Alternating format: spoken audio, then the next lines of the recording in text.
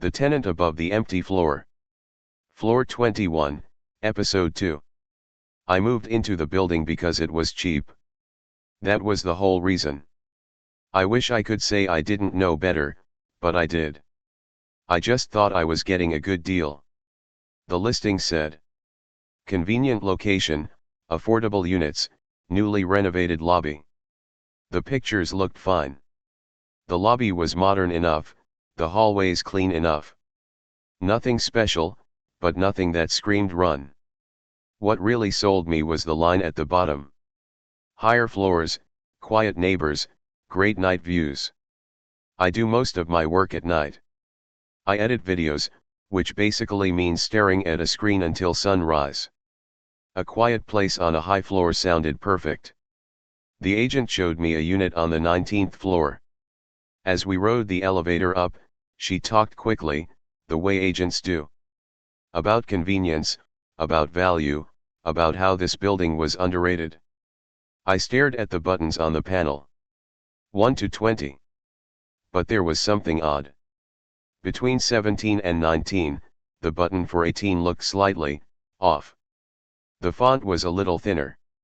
The backlight was a little dimmer. When I pointed at it and asked if there were any units on 18th floor, she hesitated. Then she smiled a professional smile and said, 18th floor is under renovation. Whole floor is closed right now. You're lucky, actually. It means the floor below you will be completely quiet. That sounded like a good thing. I didn't push. The apartment itself was better than I expected. Small, but bright. A big window looking over the city. Old but solid furniture. And the rent was low enough that I kept waiting for the catch. I didn't know the catch would show up at 2:30 in the morning. Directly under my bed. The first night, I stayed up late unpacking and messing with my setup. By the time I finally lay down on the mattress, it was somewhere around 2 a.m. The building was silent in that strange way tall buildings get at night. Like everyone collectively agreed to stop existing for a few hours. I was almost asleep when I heard it. Footsteps. Not above me. Not down the hall. Below. They were slow and irregular, like someone pacing with one slightly dragging leg. Step. Step. Scrape. I opened my eyes and stared at the ceiling. Which made no sense, because the noise was beneath me. It took me a moment to realize that the sound was coming from the floor itself. From underneath the boards. Step. Step. Scrape. I sat up and checked my phone. 2:37 a.m. I told myself the building was old. Sound travels weird in old buildings. Maybe it was the pipes. Maybe it was the elevator shaft. Maybe it was anything else. Eventually, the noise stopped. I fell asleep with one ear open. The next morning, I asked the agent about the 18th floor again. When she came by to drop off a spare key. Is anyone working down there at night? I asked. Maybe construction. She shook her head quickly. No, no. The whole floor is sealed off. Permits got delayed. There shouldn't be any work for months. I told her about the footsteps. The dragging sound. For a second, her eyes flicked toward the elevator at the end of the hall. Then she smiled again, thinner this time. Old buildings make weird noises, she said.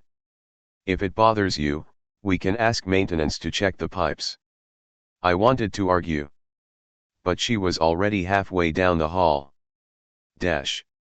That afternoon, I met my neighbor across the hall. Middle-aged woman, big glasses, cardigan. She introduced herself simply as Mrs. Kim. You're in 1905, she asked. I'm in 1904. I heard someone moving in last night. I hope I wasn't too loud, I said. I was trying to be quiet. No, she said. You were fine. She hesitated, then added. You'll hear things in this building, especially at night. I would try not to listen too closely. I laughed it off as a joke. But the way she said it, with her hand tight on the door frame, stuck with me. That night, I stayed up editing as usual. At 2:30, almost on the dot, the sound came back. Step. Step. Scrape. But this time, I was ready. Dash. I muted my speakers and listened. The noise moved slowly, back and forth, right beneath where my desk sat. Then it shifted, like something heavy was being dragged across the floor below. It sounded exactly like someone pulling a piece of furniture from one side of a room to the other. I grabbed my phone and opened a sound recorder app.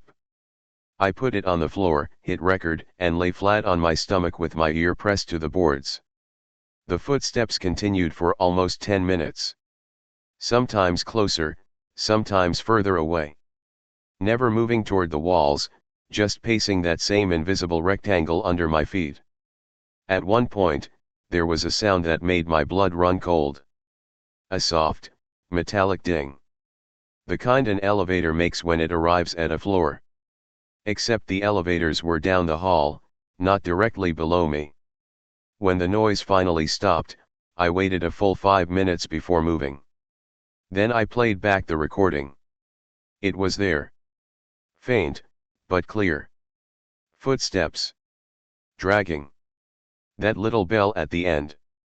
I should have been satisfied that I hadn't imagined it. Instead, it just made everything worse. Because if it was on the recording, it meant it was real. Dash. The next day, I cornered the building's maintenance guy in the lobby. He was older, with gray in his hair and a name tag that just said Carlos. He seemed surprised anyone was talking to him at all. Hey, I said. I live on 19. Above 18. Is there anything down there that would make walking sounds at night? He stared at me for a moment. What kind of sounds? He asked. I played him a clip of the recording on my phone. He listened without expression. But I saw his thumb tighten around the handle of his mop. That floor is locked, he said quietly. No one is supposed to be there. Not workers. Not tenants. Yeah, I keep hearing that, I said. But something is down there. He opened his mouth as if to say more, then closed it. Finally, he asked. Do you work nights? Yeah, I said. I'm up until 3 or 4 most days. He nodded slowly. There used to be a night guard here who worked those hours, he said. Good guy. Serious. He quit a while back. Said the cameras were messed up. What do you mean, messed up? I asked. Carlos shook his head. Not my story to tell, he said. Just, if you hear anything on 18, don't go looking for it. Call the office. Let someone else pretend they don't hear it. He walked away before I could ask anything else. Dash. That evening, curiosity got the better of me. I decided I needed to at least see the 18th floor for myself. Around 6 p.m., when people were coming home from work, I took the elevator down. The panel showed the usual numbers. I hesitated, then pressed 18. The button lit up this time. The elevator hummed softly as it descended. Then it stopped. The doors opened. And I understood what the agent meant by under renovation. The hallway was dark except for a single bare bulb near the ceiling. Plastic sheets covered the doors to what I assumed were units. The carpet was pulled up, leaving rough concrete exposed. There was a smell of dust and something else. Something faintly metallic, like old coins or dried blood. I stepped out cautiously. The air felt wrong. Too still. My footsteps echoed in a way they didn't on 19. Every move felt louder than it should. I told myself I'd just walk a few meters, then go back. As I turned the corner, I saw something that made me stop. On the wall, near the door that would have been directly under my bedroom, was a patch of newer plaster. Different color. Different texture. Like something had been covered up recently. Above it, almost invisible unless you were looking. Someone had scratched a small shape into the paint. It was just two numbers, stacked crooked over each other. 1 and 8. But the one was written over another faint outline. Like someone had tried to carve a 2 first, then changed their mind. I backed away and returned to the elevator. On the ride up, the lights flickered. Just once. For half a second, the digital display glitched. And the number 18 stretched into something unreadable. For a heartbeat, I could have sworn I saw 21. Then the doors opened on 19, bright and normal. That night, I didn't even pretend to sleep. I set my phone to record again and placed it on the floor. Then I did something I'm still not sure was smart. I opened the camera app and started a video recording as well. With the lens pointed toward the door. Just in case anything in the hallway changed. At 2:32 a.m. The footsteps started again. Step. Step. Scrape. They were louder now. More impatient. I sat in the dark, listening to my own breath and the sound of someone pacing underneath me. Then I heard it. The ding of the elevator. This time, it was followed by a faint, mechanical whine. Like doors opening somewhere deep in the building. The footsteps stopped. Silence pressed against my ears so hard I could hear my own heartbeat. Almost without thinking, I got up and walked to the door. I didn't open it. I just looked through the peephole into the hallway. Nothing. Just the usual dim lights and the patterned carpet. But as I watched, the hallway lights flickered. For less than a second, the floor outside my apartment seemed to stretch. The pattern on the carpet ran deeper than it should have, like the corridor was longer, narrower. And down at the far end, near the elevators, I saw movement. A figure was standing there, just outside the elevator door. Too far away to see clearly. Too dark to recognize a face. They didn't move. They just stood facing the elevator. Like they were waiting for it to open again. The lights flickered a second time, harder. When they stabilized, the corridor was normal. The figure was gone. I stepped back from the door, heart racing. I didn't sleep at all that night. In the morning, I checked my recordings. The audio was as before. Footsteps. Dragging. The ding. But the video from my phone was strange. For the first 10 minutes, it looked normal. Grainy footage of my apartment in the dark. Nothing moving except the little red recording dot. Then, around the exact moment I got up to check the peephole, a faint shape appeared at the edge of the frame. At first I thought it was a compression artifact. Some glitch from low light. But the longer I stared, the clearer it became. In the reflection of the black TV screen, you could see my front door. And in front of it, you could see me. Which made sense. I had been standing there. But there was something wrong with the reflection. There were two figures. One was me, close to the door, head turned slightly as if looking through the peephole. The other stood just behind and to the side of me. Slightly taller. Its shoulders too narrow, its head tilted at an unnatural angle. There were no features. Just a darker shadow in the dark. Facing the same direction I was facing. Then the lights in the hallway flickered. And the second figure leaned forward, closer to the door.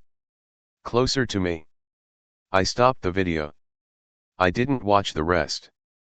That afternoon, I packed a bag and went downstairs. I told the agent I needed to terminate the lease. She tried to talk me out of it. Offering a discount, an upgrade, anything. When I didn't budge, her expression shifted from annoyed to resigned. Most people don't last long on 19, she said quietly. Especially above 18. I asked her why. She looked past me, toward the elevators, the way Carlos had. A few years ago, she said. We had a night guard who worked here. He quit suddenly. Said the cameras got stuck on a floor that didn't exist. The management called it a glitch.